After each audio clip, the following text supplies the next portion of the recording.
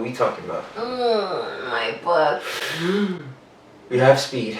To be honest, I'm kind of like scared. Why are you scared? Cause I feel like most of the things that I make or create, it's for me. But this is a time where I'm like making it specifically for other people, or like to be judged by other people.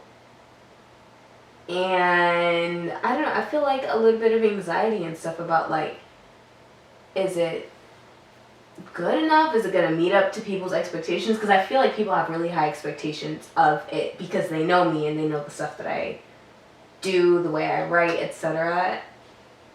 And I just worry if it's going to like meet their expectations. And I feel like the only reason I really feel that way is because it feels like two different people wrote the book.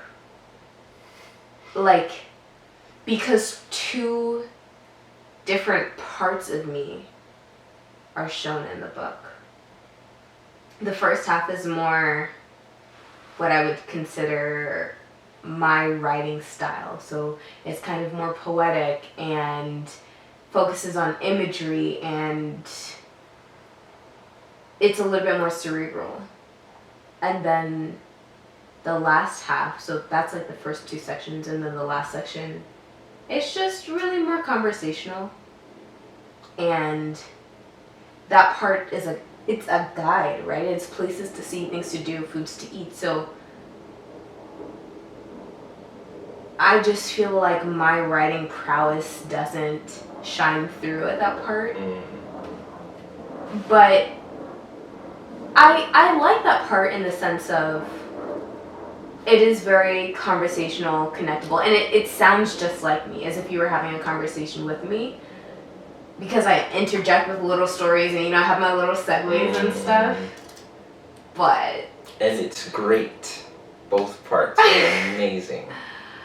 I just feel worried, like scared, anxious. What will people think?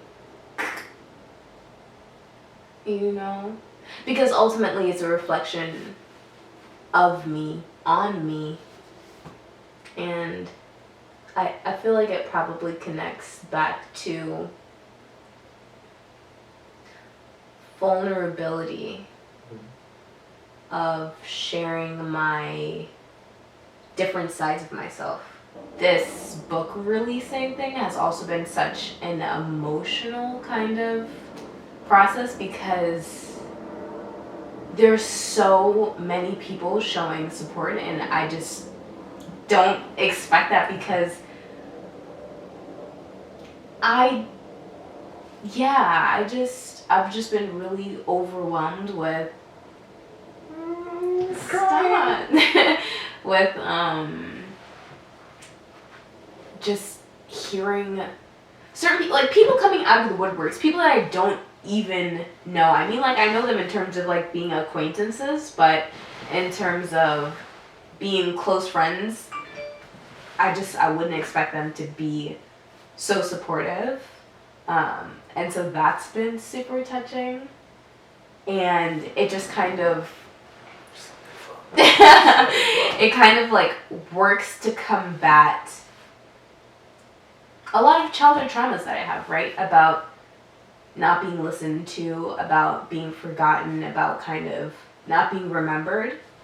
And so having the antithesis of so many people contacting, remembering, reaching out, people that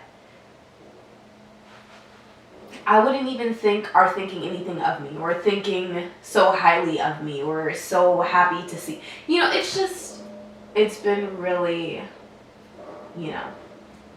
touching me.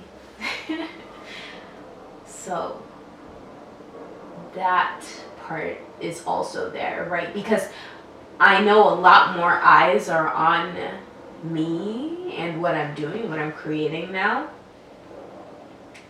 And they think so highly, they want so much, and then if it's also not meeting up to their expectations, right? Like, I feel like it's a combination. And it's just a weird space for me to be in because I've never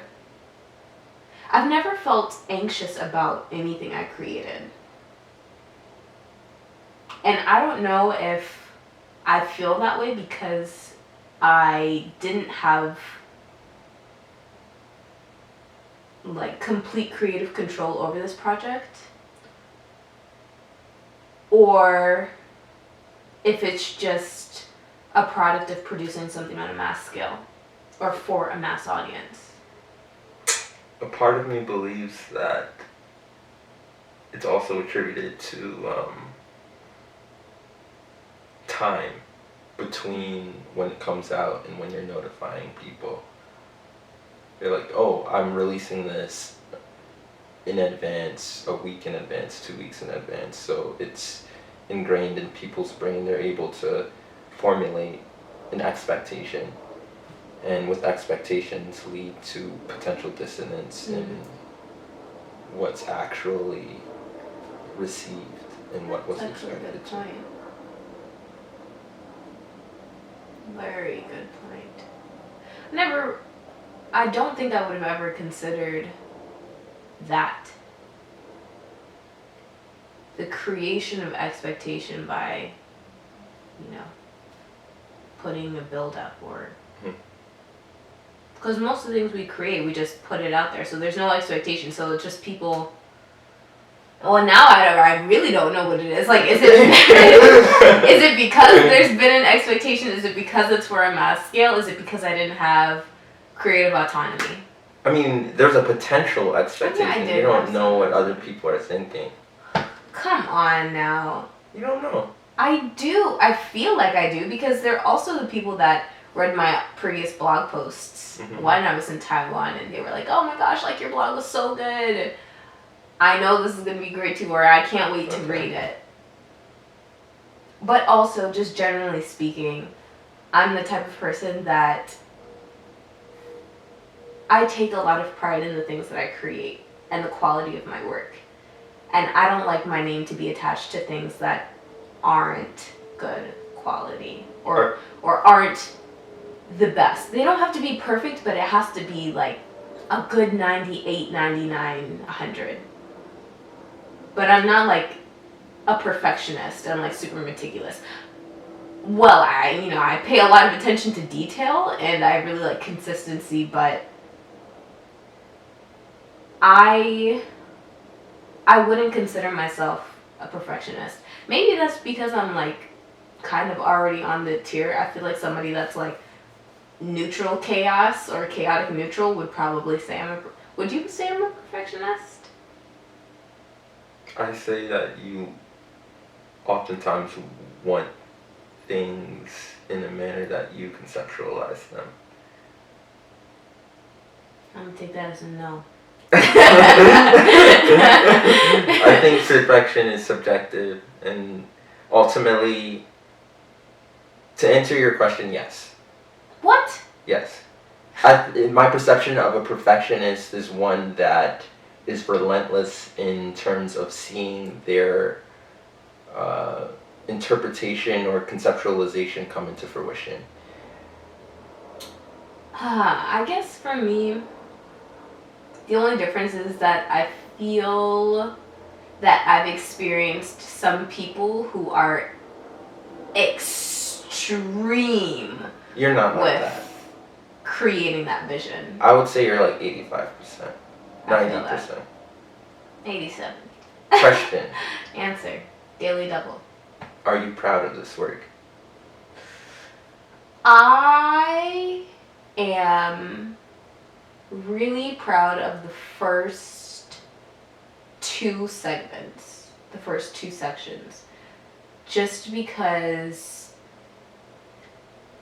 they reflect a part of me that I feel was missing in Taiwan. And to create a book and kind of connect to Taiwan, that missing link that was there. And so that missing link is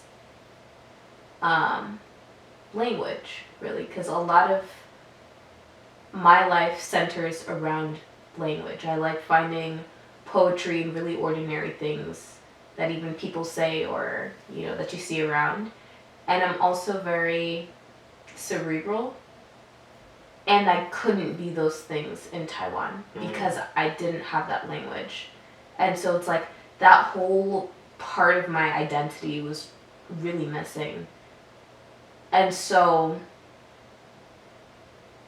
I feel like it means a lot for me to be able to connect with Taiwan through language. And that's come to life in the book. And